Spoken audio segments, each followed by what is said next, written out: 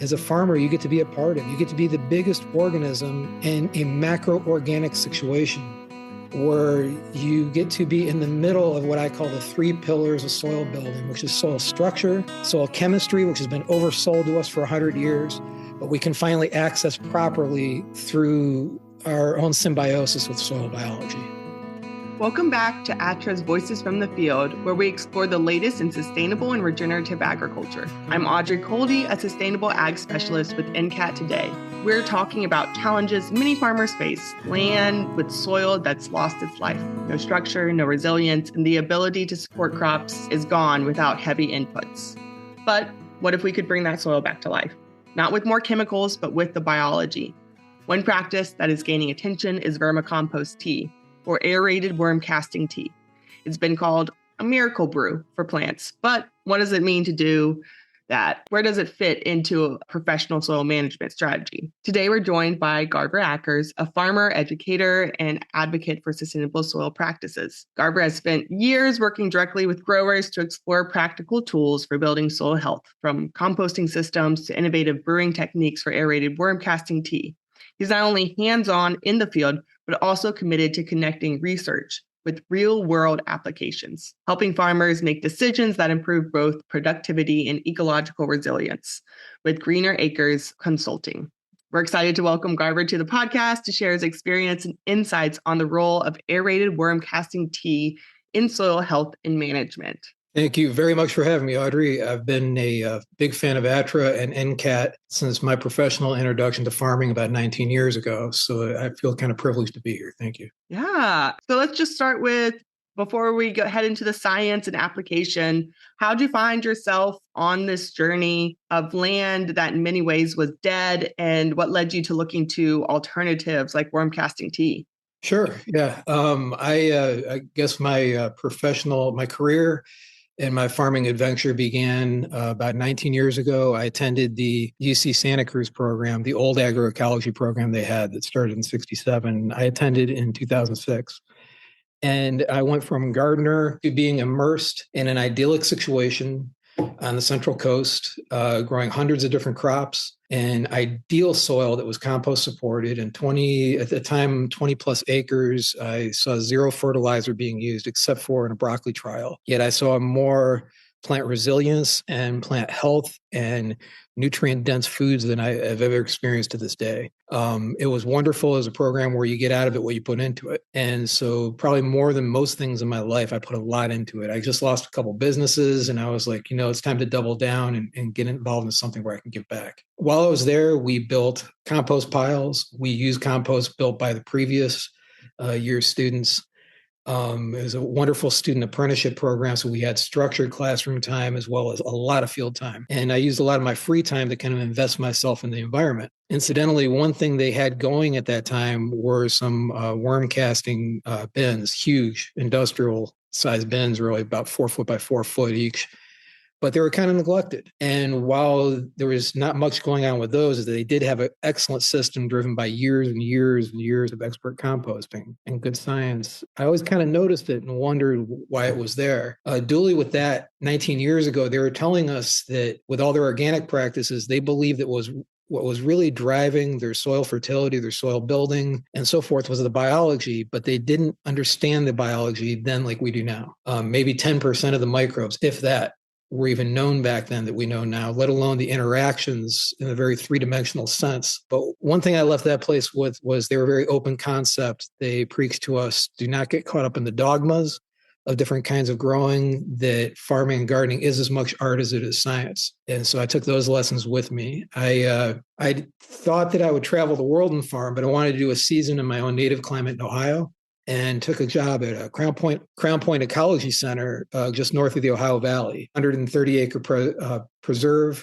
where we did a lot of market and CSA and farming for food bank. And another situation where I was in an ideal environment with very good soils and very good resources. And then and learned a lot there and started to learn how to get more into apprentice/assistant manager role there. So started taking on more managerial type responsibilities.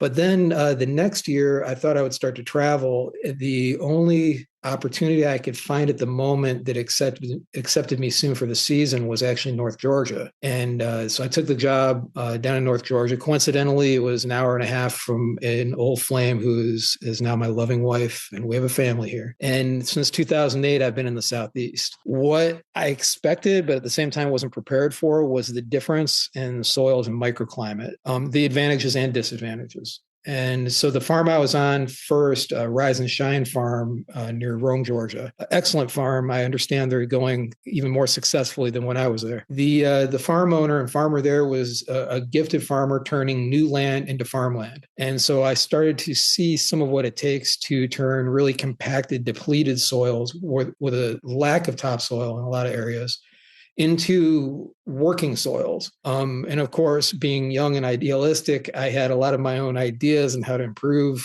the situation, and many were wrong. And I think some were right. And then I had moved on from there, thought I was starting a farm south of Chattanooga that didn't work out on a leased property, and ended up on a farm in Alabama where I was encouraged to begin to use worm castings as they had at this farm traditionally in their potting soil mix. And I'd heard of worm castings, but back then it was, nothing really out there. And it seemed very woo-woo in a lot of people's vernacular.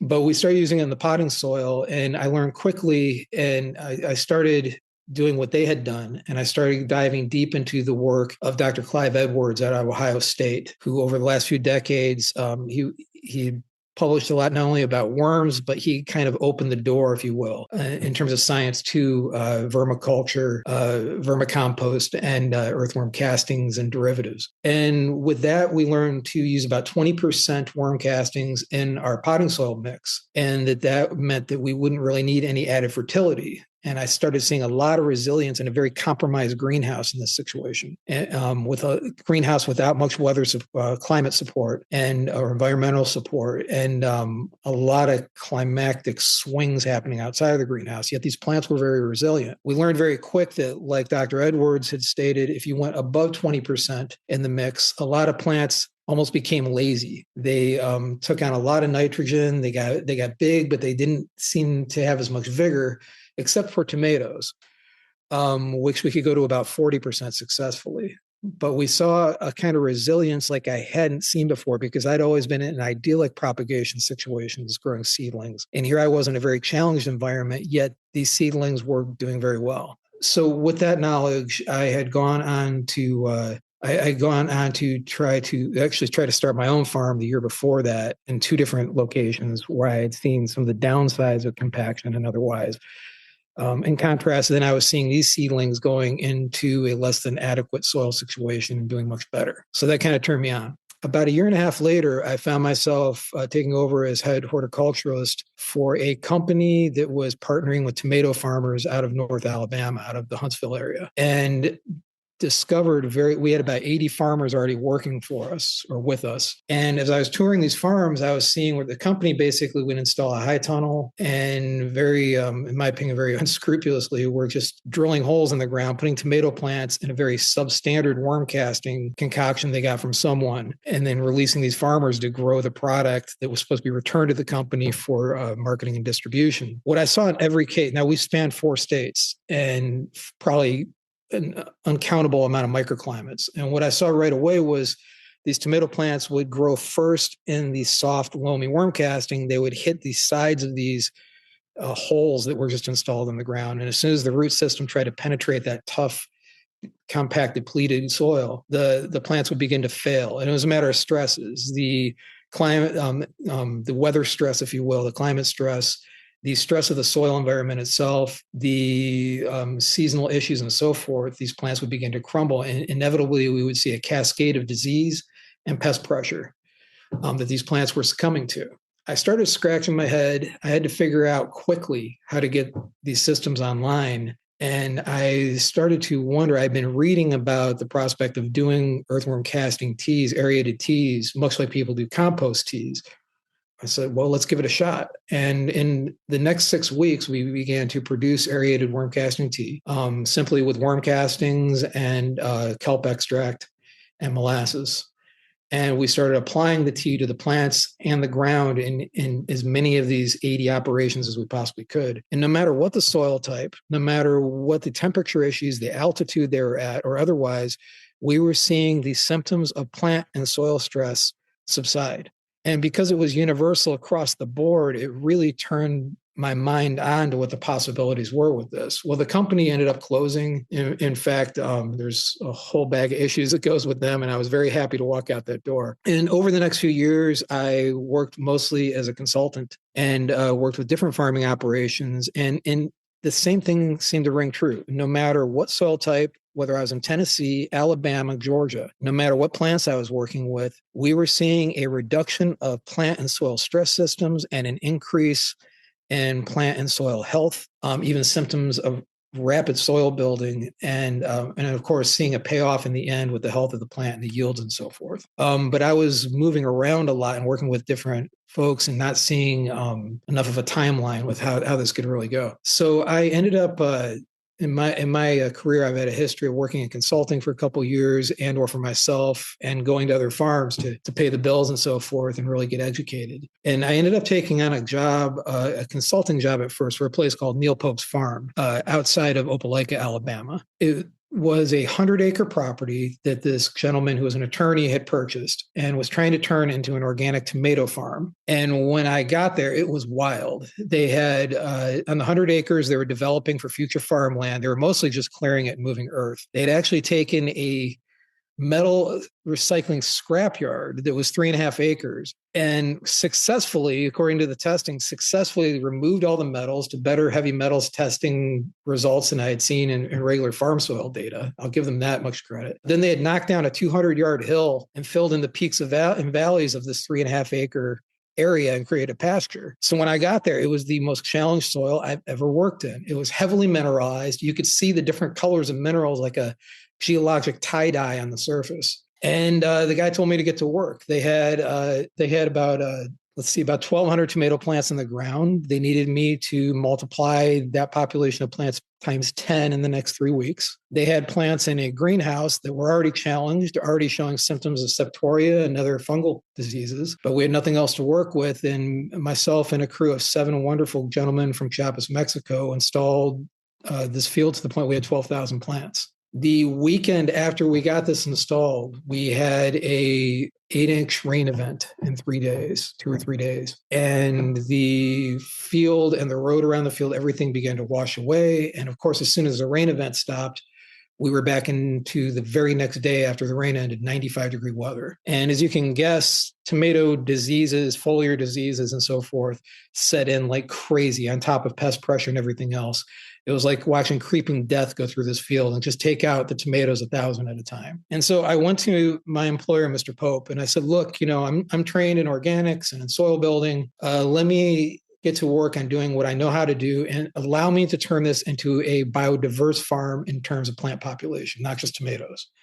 He said, okay, run with it. So I got to work doing what I know how to do. We already incidentally also had 12 high tunnels at the time, ranging from 40 to 150 feet on the side that were also challenged, but we were getting more success there. So I began to apply up to 20,000 pounds per acre of compost like I knew how to do. And we began to kind of reclaim the ground and try to get the soil stable and tried our best to create a growable situation, empower the soil and the environment, so to speak. And we were getting results that were pretty impressive considering what we'd walked into. But Mr. Pope came to me and said, Garver, I appreciate what you're doing. I understand the logic, but it's not working for me. And he told me he was going to remove the top 2 feet of this 3.5 acres. And I was going to remix the soil and put it back and make it work. And I told him, Mr. Pope, I think this is crazy. By this time, I'd been hired as a farm manager, no longer a consultant. And I told Mr. Pope, I think this is crazy, but I know you're going to make me do it. So I'm going to take this as a learning experience. And that's what we did. And we essentially we corrected the structure of all the soil that was removed from top 2 feet of 3.5 acres using sand and organic matter and pine bark fines and other things. But what I was left with was a 3.5 acre field that was essentially like a big terracotta pot. It was basically brick making clay at the bottom. So we scratched that clay very lightly, an inch deep, with chisel plows every time before we brought the reconditioned soil back in. And we applied a mix of earthworm casting tea, 50 gallons, into a 500-gallon spray tank, along with fortified humic acid, fulvic acid, mycorrhizae, and additional kelp, and tried to bioactivate the ground that was there. Then we put back in the restructured soil. And then we began regular aerated earthworm casting tea regimens on the soil and the plants that he had us instantly install into this environment. The crazy thing is it worked. In the meantime, he had us build 300-foot ridiculous high tunnels in this field before we reinserted the soil, which was a circus trying to get back in there. But it worked.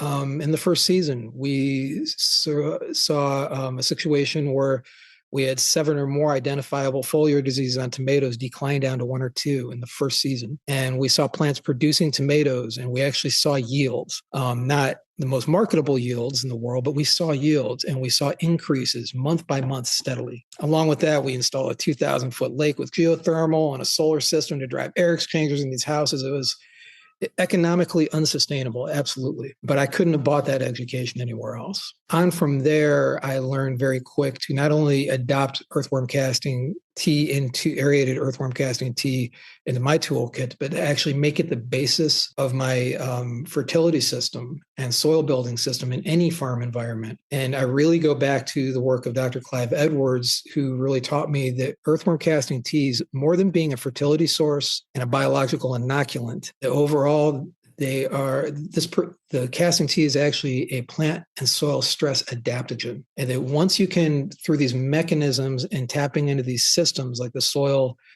the liquid carbon pathway and so forth, once you tap into these systems and alleviate the stress, you can then be a part of the greater system. And you see everything from your labor and resource economic needs to your actual inputs and the logistics involved. Everything begins to decline, and you have a system that is breathing and living that you can work with and be a part of.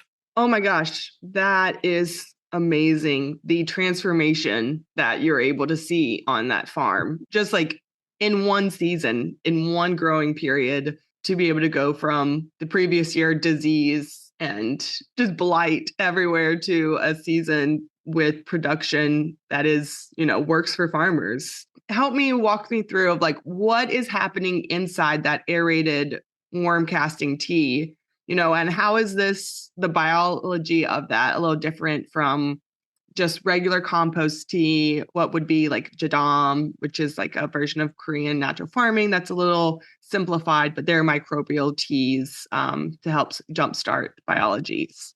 Well, I'm no expert in jadam. I do have some close friends, one a former apprentice who's now with a soil company who's been very successful with jadam. My understanding of jadam is it's inherently different than compost tea and aerated worm casting tea in that you're essentially, from what I understand, harvesting indigenous microbes from the area garden or farm you're in, and then using a fermentation process to grow anaerobic microbiology and proliferate those anaerobic microbes, those non-oxygen breathing microbes that instead respirate using nitrogen and sulfur to create a micropopulation that is soil and plant beneficial in ways that I don't yet understand. Although I'm really curious on how that can work with using aerated worm casting tea and compost and so forth. When I started in this 19 years ago, they said, no anaerobes anywhere.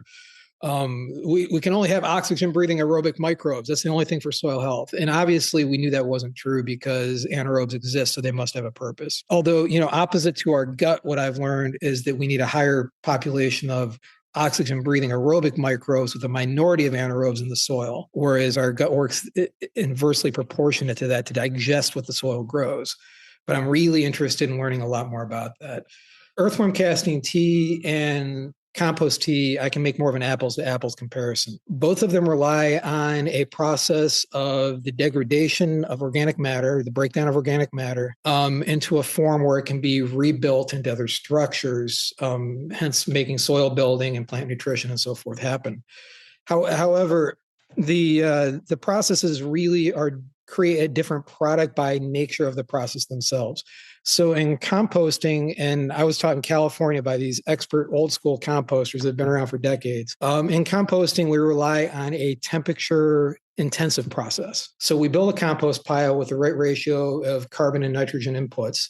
The compost pile goes through, it heats up right away through a thermophilic stage, very high temperature stage, where it creates an environment that is hospitable to certain microbiology. Then we turn the pile and it goes into a mesophilic stage where that environment is more hospitable to a different setup of microbiology. We turn it again, usually a few times, and we enter a cooling phase where the microbiology is kind of getting settled into the permanent residence. And also the organic matter has been broken down into more usable forms. And vermicomposting, if you will, and that term can mean different things to different people, but we'll just talk about it as a composting process. What makes it so different is it's actually the digestive process of the earthworm that's the composting process. So as the earthworm is moving through the soil and it's ingesting bits of organic matter, it could be leaf matter, it could be more broken down organic matter, root matter, other microbes of different types, protozoa and so forth, and ingesting these things. And it's going through the digestive tract of the worm. The digestive tract of the worm is actually inoculating with microbiology it already has, and selecting for microbes that are nutrient supportive, as well as microbes that are soil disease resistant. So internally in the earthworm, we have something called coelomic fluid. It's something that many mammals share. Humans, I think, even use this in the early stages of our life. Coelomic fluid in an earthworm, though, acts like a hydroskeleton. It's what gives the earthworm the rigidity and or turgidity its body needs to function, to move around. But in this coelomic fluid itself, we have an environment that is really hospitable to certain microbes. And this is kind of, we believe, where the selection process is worked out, where we get the microbes that are offering the most nutrient benefit, as well as the microbes we believe, according to the data we have so far, that can be disease suppressant. So basically the casting that results out of the rear end of the earthworm, if you will, when I do tours, I have little kids ask me, is that earthworm poop? And of course the earthworm casting is earthworm poop, but it's biologically so different than the feces of any other organism, and that it is built for being a soil benefit and a soil builder. In fact, you can hold earthworm castings that are made properly without any fear of any sort of infection or contamination or anything else to yourself or any organism really around you, for the most part, because it is so different than other fecal matter, if you will. So getting past the whole worm poop issue, the casting that comes out on the other end typically has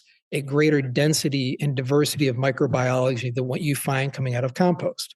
Because of that thermophilic, mesophilic, and cooling stage of compost, we have a very specific environment that is also open to a lot of variability. You're making a compost pile outdoors or in an semi-outdoor environment usually. The biggest problem I find in composting and getting finished compost is a matter of inputs. I don't know of one composting facility in the Southeast that has successfully made organic standard compost for more than a few years, usually because they are not able to get the same inputs for making the compost year after year, season per season on one end. On the other end, in the middle, management of compost, especially if you're dealing with things like food waste, is a job in and of itself. And on the other end of it, the logistics involved.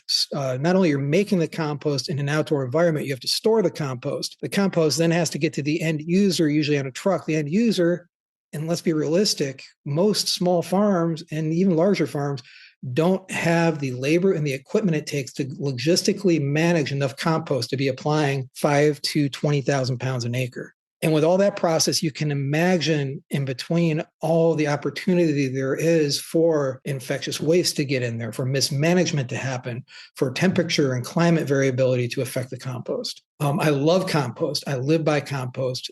But just as we are seeing land becoming a block for farmers to be able to be profitable, I'm seeing compost go in that direction as well. It's becoming to the point where it's become unmanageable for most farms unless you're really outfitted locally to produce your own compost or somehow have a producer that's doing it correctly. Getting back to the worm castings, we usually have a more controlled environment. when producing worm castings, a smaller scale environment. And in the case of myself, I'm an end user receiving worm castings from a manufacturer. At least with my manufacturer, I can get copies of their testing, their biological testing, so I can see what organisms should be in my worm castings when I receive them. And you can do that with compost too, but it's a smaller scale product, more manageable product. However, when it does finally get to me, it's something that I trust to be more microbially rich.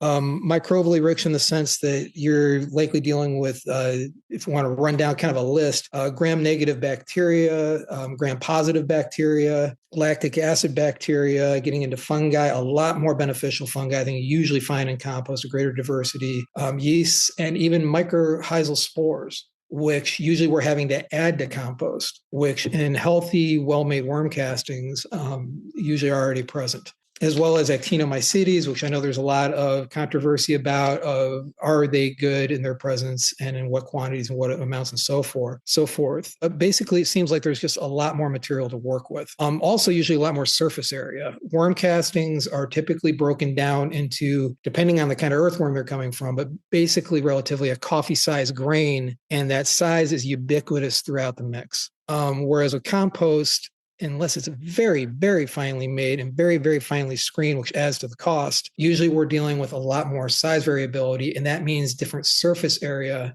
variability, which can have its benefits, but there's a lot less surface area in general. And when it comes to microbiology and interfacing with the chemistry and the soil structure, surface area is everything. Yeah. And it just like, it clicks as well. If you have more of all these, bacteria and fungi and things like that, we know that one of the best ways for IPM is that you're out competing the negative, right? Like you're creating natural habitats that are in competition with it. So you can kind of see where it would lead, a decrease in your disease, in your plant rigidity as well, like not rigidity, but like the actual ability to resist diseases. So yeah, you can see that very naturally. Yeah. And that's really interesting to think about that. I remember my soil scientist like singing the praises of worm castings, but she was like geology, minded professor. That was what her history was in. So she was very physical traits, like the surface area pieces. And so to get into the biology, that's like such a different beast. And so like it really makes sense. And as you're moving forward with what you're talking about with, the carbon pathways, that bringing back the microbes, it didn't just improve the fertility of the soil, it, reactivated these carbon pathways and boosted the plant resilience. Yeah. Can you talk a little bit more about what you saw on the ground as that came back to life as well? Yeah, certainly. Well, kind of summing up where I left off and getting into that, I think, the contrast to pay attention to here is the earthworm is a little organism that nature has designed to do the composting in a small finite space, as opposed to a more large or elaborate system that human beings love to trip over and try to make more complicated than it has to be, and therefore pay a price. And because of that, the earthworm is already a part of what Dr. Christine Jones a few years ago has identified as a soil carbon pathway. And why is that important? If you ask most soil scientists I've dealt with, most farmers I dealt with, if you even Google how does soil building happen, and what you're usually told is that microbes break down soil, whether it's through composting or other means, into the pieces that soil is made of, essentially. And usually, more verbose terms than that. But that doesn't tell you how soil is built. That tells you where the supply comes from. It's like saying, how is a house built? Well, you go and you make a bunch of lumber and you buy screws. Okay, well, how is it put together? And the earthworm is already a part of that process. So instead of creating an external process to create this organic matter, so to speak, as much. I mean, you do create the earthworm casting in concert with the worm, but instead of creating this larger external process, you have something that's already doing the processing and involved in the soil, the liquid carbon pathway and other processes. And so so there's the old adage that we feed the soil, not the plant. And that's been in organics for years. And it's very true. However, one thing we've learned is when you get the nutrients into the plant and those nutrients go metabolize through the plant and get down into the root system and become root exudates and enter the system in the form of polysaccharides and sugars and other things, that the organisms then can uptake these things, and there's nutrient exchange already happening. Plus, the organisms are uptaking nutrients and these sugars and other substances. And many are returning to the plant, and many are going directly to the soil. And what we've begun is a cycle, a reciprocation between the plant and the soil. The liquid carbon pathway, as it's described, is how the soil is being built, not just being broken down. The microorganisms are, of course, breaking down the organic matter and creating cohesiveness between the geology and the organic matter, and even their own dead bodies and things becoming soil. But where does the plant fit in? So we've learned over the last 20 years, especially, that foliar feeding plants, spraying nutrients on the plant, is far more efficient than just putting nutrients on the ground in the case of most nutrients. A lot of people seem to argue that it takes about 1/7 of the amount of nutrients going into the plant than it does going into the soil to get the same effect. And that's been my experience. So when we add these nutrients to the plant, especially when we marry them into the earthworm casting tea, or we just feed the plant the earthworm casting tea, which I spray on the plant and the soil, it's metabolized by the plant. It's going down through the plant again. The plant is, through the metabolic process, creating these polysaccharides, and forms of glucose and other things that the microbes are taking up. The microbes are then resynthesizing this material into what we call humic polymers. The most famous case, as we know for quite a while, mycorrhizae hyphae are excreting a substance called glomalin. And glomalin is kind of like a soil glue that is really good at helping soil particles restructure themselves into larger aggregates, in different size aggregates, which is really important. So in the soil, we get the different size surface area, and as well as the habitat for the microbes and so forth. And as these humic polymers are being constructed, basically larger molecules being made by the processes of microbiology, and the soil aggregates are sticking together, we also have a better environment for water and air to penetrate, to infiltrate and percolate and be stored in a way that yields excess water and air and so forth, and continues these cycles, contributing to the greater cycle. And so we have a process where soil is literally being built. The best case of it is around the root itself. The root sheath is being constructed in layers around the root tissue, and is a perfect home for microbes that live on the root tissue itself. You will typically see the healthiest soil aggregates will actually be attached to roots when you pull a plant up out of the ground. Now, the best thing we can do usually is, when the plant is done, to somehow cut off the plant or remove the plant and harvest and leave the roots there. So this whole new micro universe begins to decay into itself, continuing the process even further. We've also, in these processes, we've learned that the most usable nutrients the plant can receive are the nutrients from the bodies of microbes themselves. So as the microbes die off in the soil and their bodies and the nutrients within are released, they become soil matter as long as they become more plant available nutrients. We even, of course, thanks to Dr. White, have learned about the process of rhizophagy, where plants that are very healthy can actually bring microbes up into the plant body, can dissolve the cell wall of a microbe and reprogram the microbe to work in the soil for the plant. So really, we're only just beginning to learn all of this.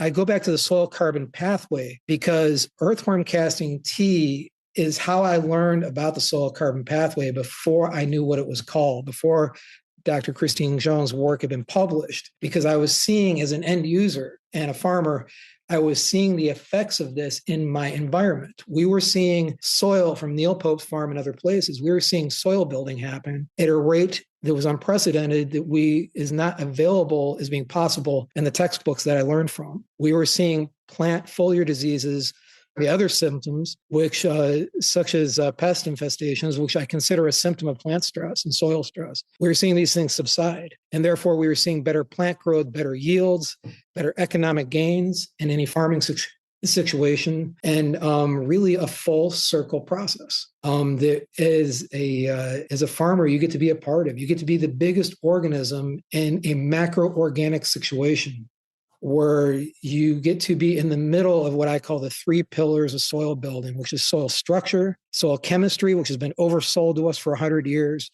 but we can finally access properly through our own symbiosis with soil biology. That just broke my brain a little bit. Like, it's just like the level of connections happening at the same time, where you're just like, again, the connection of like, we know all the practices of what is good for our soil, right? The 5 principles of soil health. And one of the ones that always comes around is like keeping the soil covered with plant, like keeping that living plant in the soil, and just hearing, oh yeah, and that's because it's doing more than just having the soil retention. Is what we're often talk about. It's building the soil in a way that adding organic matter just by buttloads in the South. Maybe because what we're trying to do is keep the plant matter, like keep those microbes happy. And so by just feeding them with compost and organic matter doesn't do the same thing as like literally you're building them with the system. I'm just so amazed at all the connections that come together as we talk about this, and the fact that you're able to see it and then backtrack and be like, well, what does the science say? Why is this happening? Well, I think for the sake of the soil and therefore the microbes, you have to realize that the soil structure, the chemistry, and the biology are like a chain, and every link is as important as the other link. And if you just address one avenue, you may be able to grow plants and keep plants alive, even harvest for a while. But if you want to grow plants while building soil, it's another case. I've worked in many environments in the Southeast where we literally have no topsoil, where we have to create topsoil while we are growing plants. And I needed a tool, I needed a way to be able to access all 3 avenues. Now, you could do it with compost. It's going to take a lot longer, and you better darn well have a lot of compost, and you better have the tools and resources to apply that compost. You can do it with compost teas. They seem to be a little more nuanced. They seem to, from my experience, be more costly and have more risks. Whereas the aerated worm casting tea is a process that's already happening. So it's the only way that I have found to be able to address the structure, the chemistry, and the biology all at the same time. Yeah, that is super exciting. One thing, I really appreciate about your approach is that you've broken down your financials as well. You wanted to really prove, you've worked with farmers in your consulting business, and you really wanted to prove that this is that reasonable and scalable for farms, to the, 100-acre tomato farm or to large scale tomato farms down, all the way to small gardeners. And just even what you're saying with like the compost tea, the risk factors, and also just the amount of compost, if you're just doing compost, it takes. How did you make those economics work? And what does that return look like whenever you're comparing it to just like using all these very classic inputs? Yeah, the big one for me was the other big one for me was discovering the economic sustainability of this as well. I mean, it is a hard truth for farming that we need to be as economically sustainable, of course, as we are ecologically sustainable. When I was at Neil Pope's farm, where I started to really understand this on this 3.5-acre project, just on the construction and environmental controls of the geothermal, the solar, and everything else, and removing and replacing the soil. This is already a multi-million-dollar project just on 3.5 acres. And on top of that, I'm going through the typical routine of having to purchase compost because I couldn't, 20,000 pounds of compost per acre. I couldn't produce that. I didn't have the staff and the machinery for it. We had to purchase compost. We were purchasing your typical I won't drop any brand names, but with your typical manufactured 3-part chicken manure based fertilizer that most people are using in organic farming. We're using a lot of geologic elemental minerals as inputs on top of that. We're also using a lot of liquids in the greenhouse and otherwise. And then you get into the even more costly per ounce fungicides and insecticides, which on that farm, we were just chewing up at an unmeasurable rate. In that environment, I first started using the worm casting tea just for greenhouse management, and I saw all my other greenhouse inputs go away. Secondary was when Neil put this huge field bioremediation project in my lap. We immediately, once we had restructured the soil and replaced it and began these every 2-week, I should mention, or actually at first every week sprays of the earthworm casting teas on top of the soil drench we started with before replacing the soil. After all that, we saw not only as our plant health, soil health, and yields were rapidly improving, our input needs were rapidly decreasing. We went down to, even with solid fertilizer inputs, we went down to about anywhere from 20 down to 10% of what we were originally using the first year. And we started putting trace amounts, if you will, I don't know if trace is the right word, but very minimal amounts of these other macro and micronutrients married into the tea, as well as we were marrying into the tea some of the fungicides and biological and organic fungicides and insecticides we were using. And we were seeing what seemed to be an exponential effect, at least anecdotally and visibly to us as end users. And this was a trend that continued and continued and continued. And when I've worked in other farming environments since, and when I've recommended these applications to other people, we seem to be seeing the same results across the board in every soil type, every plant type. And I don't care if you're talking about potted plants, even quasi-hydroponic situations to a certain extent. There's a lot more biology safety that has to go on there, but all the way up onto field scale production. Economically speaking, I kind of like to break it down like this.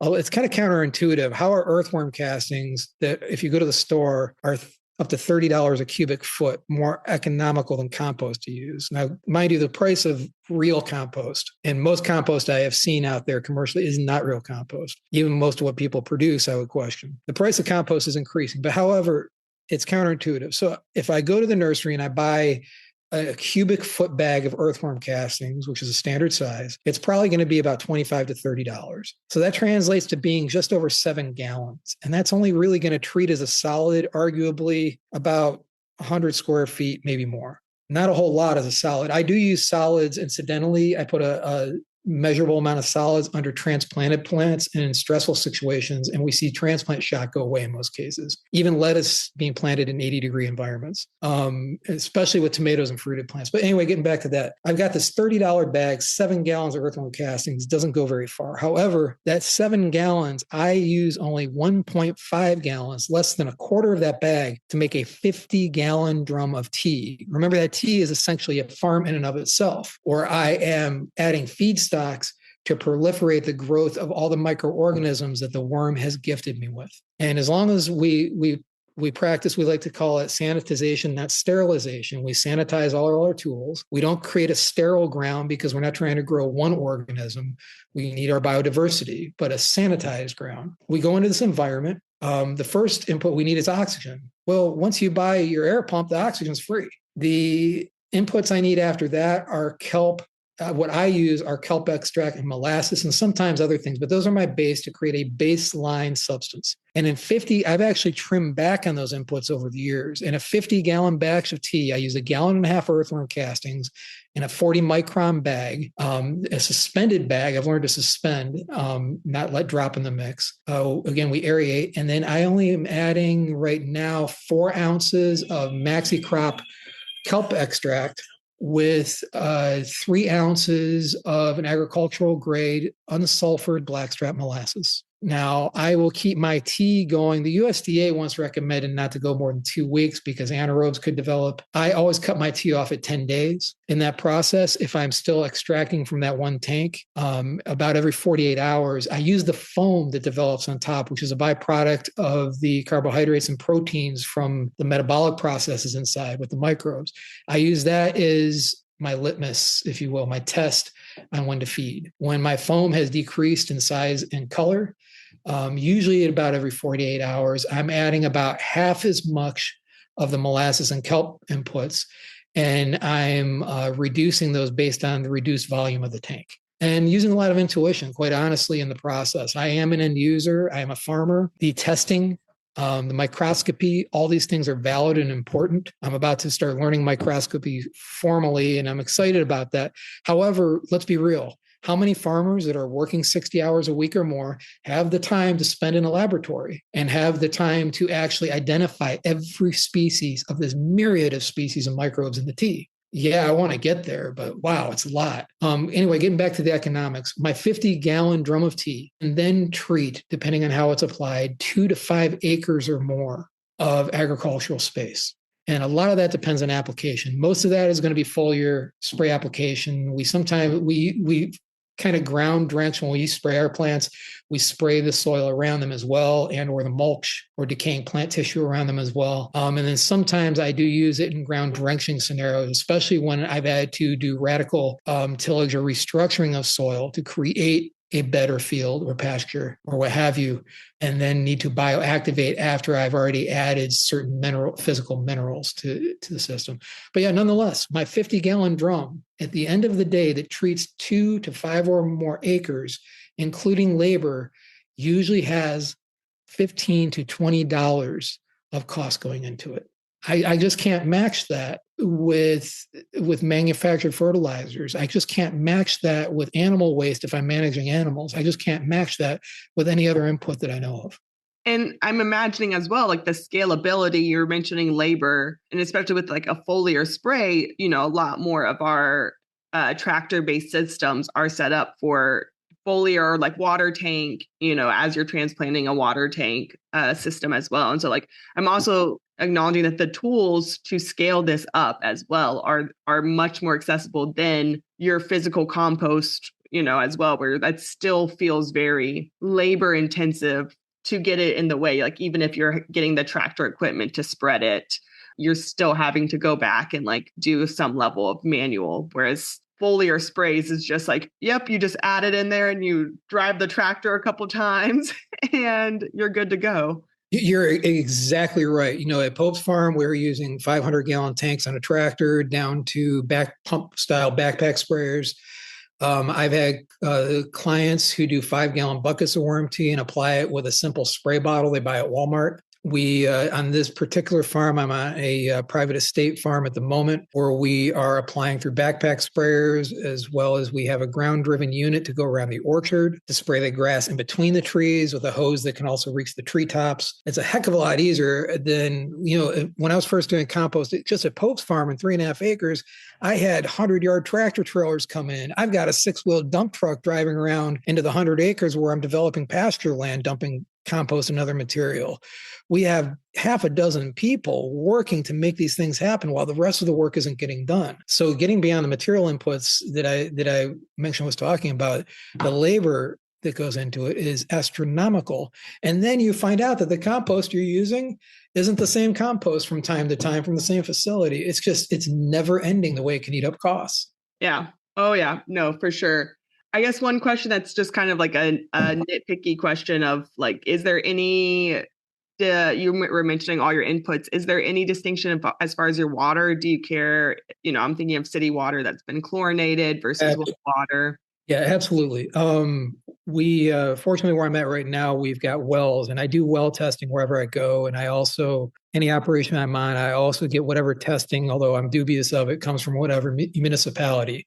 Usually I like to work with private laboratories. Public water is to our detriment in a lot of ways, and some advantages, antimicrobial. Not only is there chlorine in a lot of waters, but most systems are switching over to chloramine, which is more persistent in municipal water and doesn't just breathe out over a 24-hour process as well as chlorine does. If you have to use municipal water, I always recommend that you get your air systems moving in the water first so that you can breathe these substances out as much as possible. Along with that, in terms of water quality, I really pay attention to an elemental analysis of what water I'm using. And, it's something that farmers across the board, even getting beyond worm casting tea and these different substances, kind of ignore. If you look at your elemental breakdown of what's in your water and you can't understand why, for instance, your calcium magnesium ratio is off in your soil, well, what's the calcium magnesium ratio of your water? What kind of nitrates might be present? Do you have other things ubiquitous in the water that elemental testing isn't even telling you about, like glyphosate or other persistent chemicals?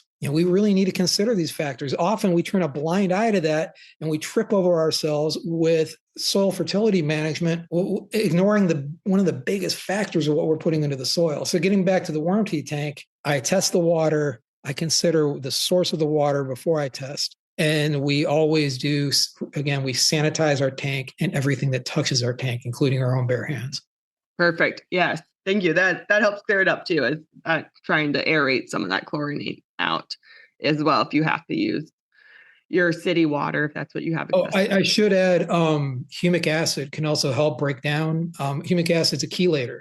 It's one of the reasons that these humate polymers are so helpful in this soil building process, because it's chelating nutrients to provide for the plant and soil. Well, it's also a chelator in the water. And I've not used it in this respect, but many people have told me that they put humic acid in their tea solution ahead of time to help chelate. And I don't know if it's breaking down or removing. I don't know what the right terminology is, but to help deal with these chlorine and the other persistent chemicals. Yeah. Is there any like specific crops or soil types that you're seeing this production really help the most, or in like return on investment? Like, are you seeing greenhouse systems work best, or the clay systems, I guess you're used to in Georgia versus sandy near the coast? Well, I can officially say now that I'm on the farm I'm on that I'm seeing it across the board universally. The farm I'm on now, I'm at pretty high altitude in Northeast Georgia. And while I am opening up field space at this moment for opening up new pasture, and plots for strawberries and blackberries and very compact ground that was sweet potato ground 20 years ago, something like that. We have these raised beds that are wood frame raised beds. And right before I got here, they put a manufactured soil on the raised beds. And the manufactured soil is excessively loamy. They put too many earthworm castings, or too much earthworm casting in the soil mix. And a lot of conditioned slate in the mix to help with water drainage. And so I'm in essentially an extreme version of how sandy soil would react. Our water holding is barely there in a lot of cases until you get to the depths of the soil where the worm castings are breaking down. And upon analysis, I found out that the soil this company had put together has far too much potassium and phosphorus. And so at first I held off. I didn't do anything. I grew plants for almost the first 6 months here. And just a couple of weeks ago, we've started applying the earthworm casting tea in a regimen. It's too early to say what exactly is happening, but what I can say is, at least to my senses, things just seem to be more stable right off the bat. I seem to be getting a little bit better water holding on the surface. And maybe this is just my own fantasy and eagerness for these things. I'm definitely not seeing any detriment. But in between that, I've worked with earthworm casting teas with people in container pot situations. We worked with these teas with a gentleman near Greenville, Georgia, that was working in sandy soil. And in every case, we've only seen positives. And understanding, as I've learned to understand more about the science and the metabolic processes involved and so forth, I really do believe that it's the closest thing we have to a universal solution. I won't even say it like that. Really what it is it's our access as an organism again into these organic systems, into these systems, these metabolic systems of plants and of microbes, and how they are growing plants while building soil, while breaking down the residual waste to repeat the process again. And I have not only ever seen better results from it, but I feel privileged because I feel like I'm more of a part of it now. Rejoining the nature. I feel like that's what farmers, especially those looking for alternative ways to farm, or traditional ways to farm, I should say, are really trying to access, is that unity once again with the way things are naturally happening. All right. So I'm a farmer listening to this podcast now, and I'm like, I'm in it, right? Like I got a 50 gallon tank. I'm ready, and I'm going to go buy my little water aerator. What kind of recommendations now do you have for me as I'm integrating this into the operation around like safe brewing? You're talking about the foam and the 10 days, and then application timing, anything beyond the 2 weeks, 1 week to 2 weeks. But most importantly, like, what are some mistakes that you've learned along the way as far as helping me not have to do those mistakes again? Absolutely. And really, first, just to reiterate, this is totally scalable, whether you're growing an herb in a pot or whether you're doing diverse multi-cropping, your typical farmer market type farm, small scale CSA farm, that sort of thing, where you can't afford to test every crop across the board every year, all the way up to row cropping. This is very applicable. And really, I'll take it even further. I think anyone should consider making this the baseline of their fertility program and their soil building program. Getting beyond that into the nuts and bolts, you do need some kind of a reservoir. You need a way to easily add your inputs to that reservoir, and you need a way to access those inputs or withdraw your tea. I install the rain barrel style spigots on the bottom of my 50-gallon drums. Getting down to the basics kind of from the ground up, your first need is oxygen. Over the years, most of us have used fish aquarium aerator pumps. And that's evolved from people using air stones, which get gummed up. So I don't recommend those. If you have to use those, use the silica ones. They're easier to clean and reuse. Then we started seeing PVC type structures with drilled holes. They were emitting bubbles, or even these vortex tanks, which create more of a vortex spin of the tea in the solution, which I see as a benefit, but I think there's better ways to do it.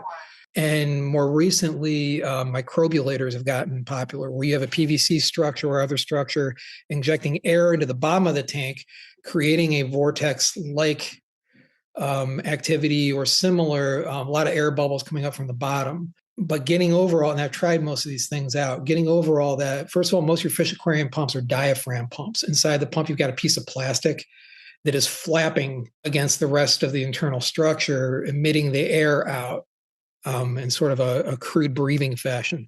And over time, that plastic membrane tends to wear out. So you get decreased oxygen over time. Plus, a lot of these brands, some are more reputable than others, and you learn by trial and error which pumps work better for you. Let's also consider the amount of oxygen in there. We want this tank churning. We want it to look like a rolling boil on top. We don't need it to be violent. We don't want it to be violent to the point that it's splashing out of the tank, but really getting just about to that point seems to be ideal. We want a lot of turbulence in that water. The microbes can take it.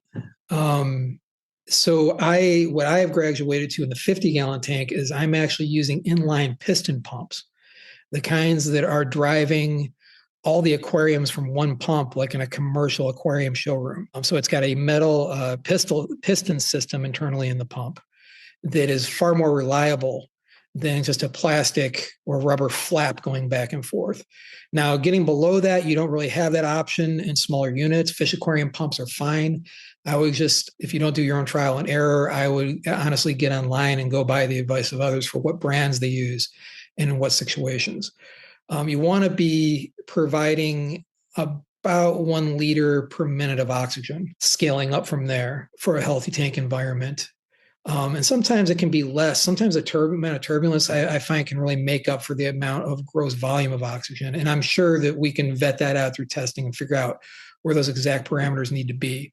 But nonetheless, I found the piston pump has been perfect. I'm building the kind of foam I'm seeing as the residual effect from biological process that is my indicator of health.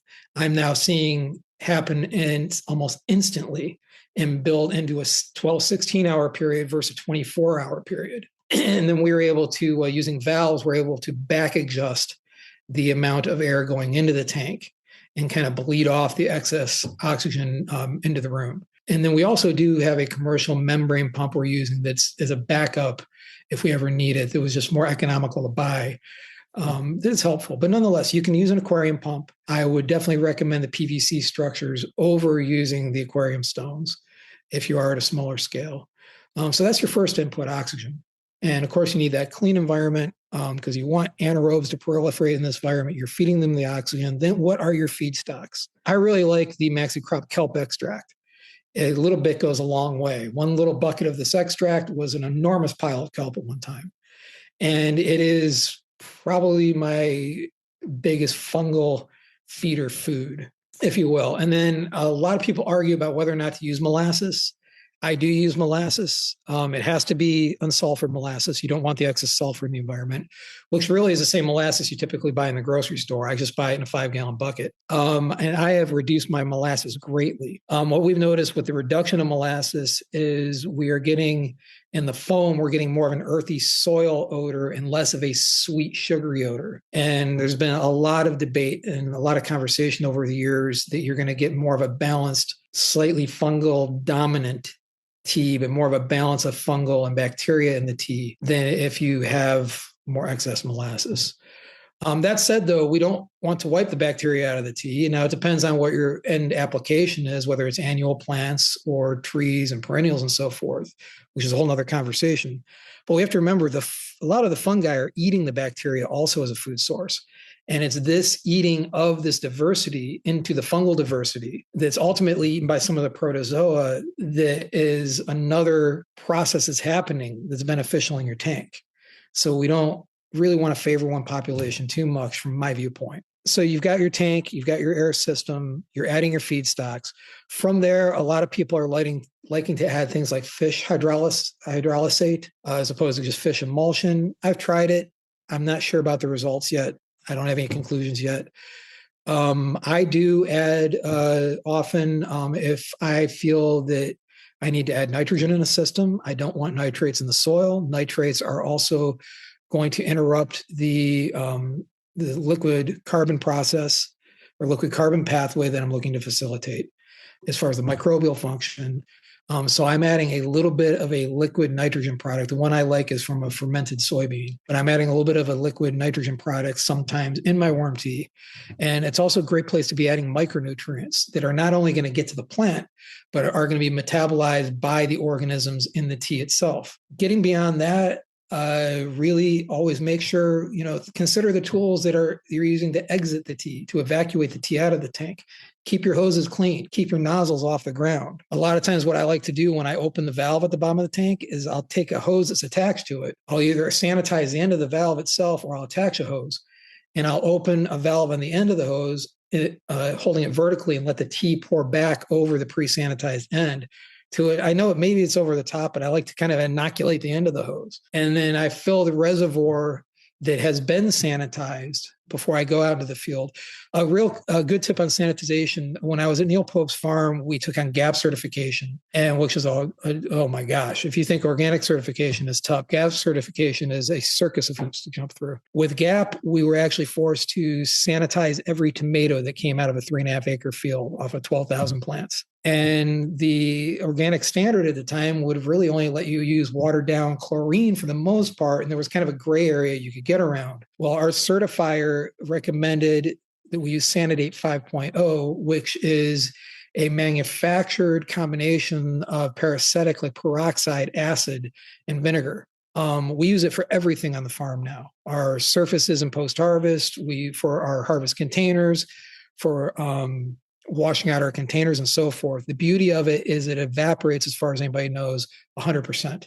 And so when we do sanitize our reservoirs for our worm tea, whether it's the tank or the reservoir we put the tea into, this is the substance we use. And it is very economical. It's a little bit of a cost up front to purchase it as a concentrate, but once you dilute it, it is very safe to handle. As I mentioned, it has a lot of environmental safety to back you up. But I love the fact that it's evaporative, so I don't have to be too worried about residuals in my tanks and other things that might be antimicrobial. Nice. Scanning back a little bit or zooming back out to the 100-foot view of this role of worm casting, like it feels just like such a amazing opportunity for farmers to be more resilient and things like that. Do you see the way that it might fit into a larger regenerative framework? Especially, you're in the Southeast, we have natural disasters, we have hurricanes, we have flooding, right? Like all these elements that are affecting our soils every year. And so like, how is that playing a role in this resilience to weather events, as well as like the inputs, that dependence that we share? Sure. From the very ground up, the work going back decades of Dr. Clive Edwards and others has shown that simply in the casting form, earthworm castings do things like mitigate heat stress. You'll see less internodal stretching on plants when using earthworm castings, as well as I believe other temperature stresses.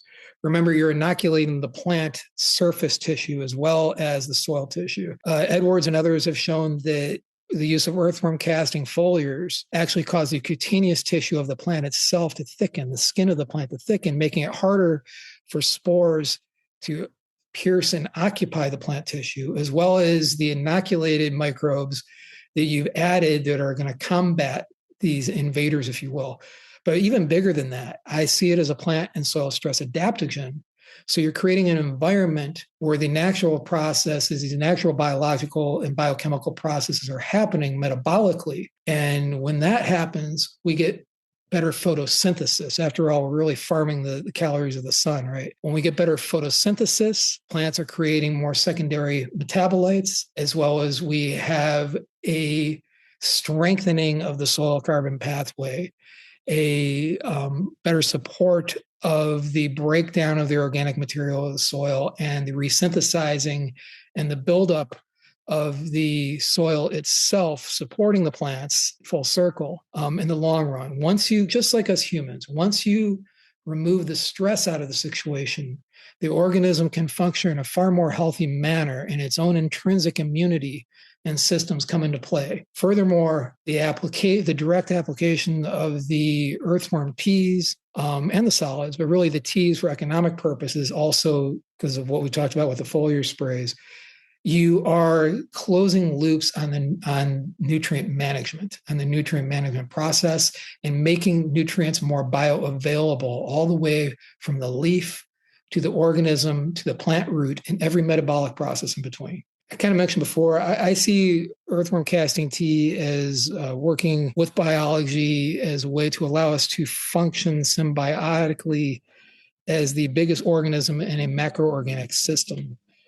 That's what we were in the first place. And we've really removed ourselves from it by creating all these external ways to address agriculture and supporting our own food system and therefore our own bodily health. The economic and ecological issues associated with agriculture are really a symptom of this removal process we've created. And so what I was looking for without really knowing it was a way to reinsert myself and our abilities as stewards of the land and the plants and the soil back into the process. And the beauty of it is, as I've been doing it anecdotally and befuddling things and making my own mistakes, the scientific world has risen up around us in support of it. I mean, we are now seeing, we know more biologically relating to soil and plants than we did 10 and 20 years ago when I was getting started. And what we are really beginning to see is a revolution kind of from within, but it's not so much of a revolt when we are seeing the data support it.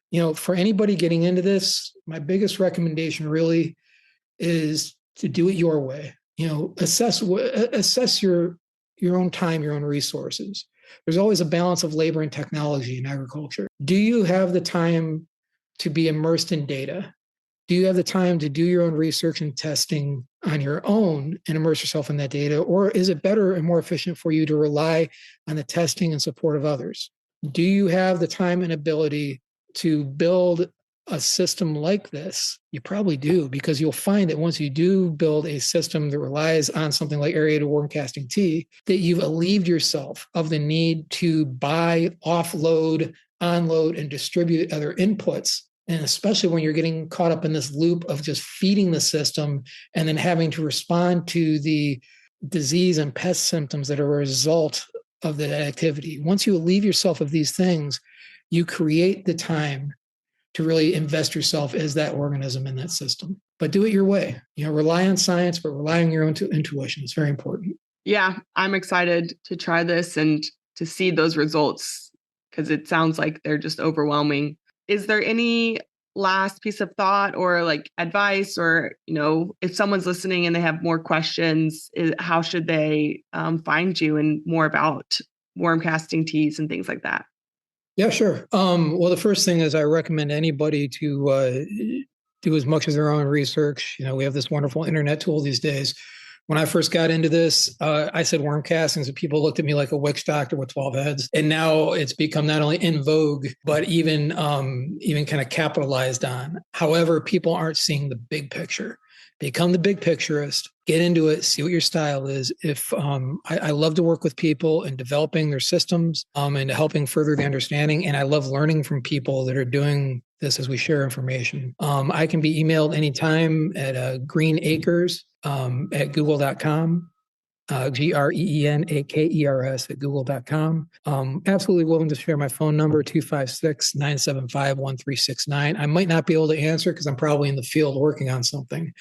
But if I can and will have the time to get back to you, I love to share. I am available professionally for developing these systems, and again, approach it from the big picture. We need to look at what you want your outcome to be.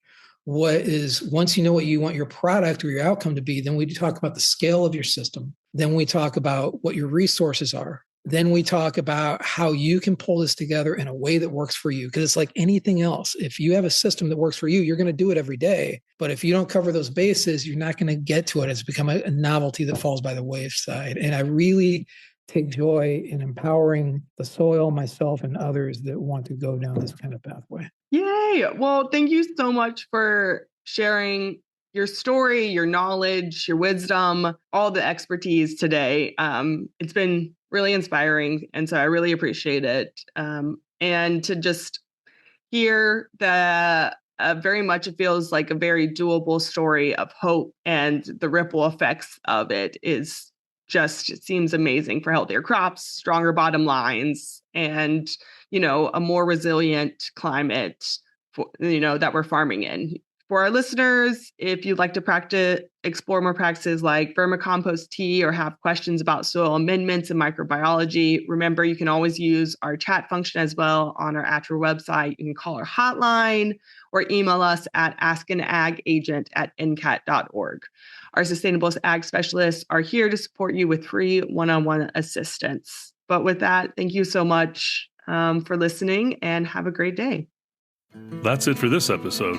Thanks for listening. Additional information about this episode and related resources can be found at attra.ncat.org. Don't miss an episode. Subscribe to Voices from the Field wherever you get your podcasts. ATTRA, Voices from the Field, is produced by the National Center for Appropriate Technology, headquartered in Butte, Montana. It's supported by the USDA Rural Business Cooperative Service as part of NCAT's ATTRA Sustainable Agriculture Program. Any opinions, findings, conclusions, or recommendations expressed in this recording are those of the participants and do not necessarily reflect the views of the USDA or NCAT. We'll catch you again next week, and until then, keep on farming.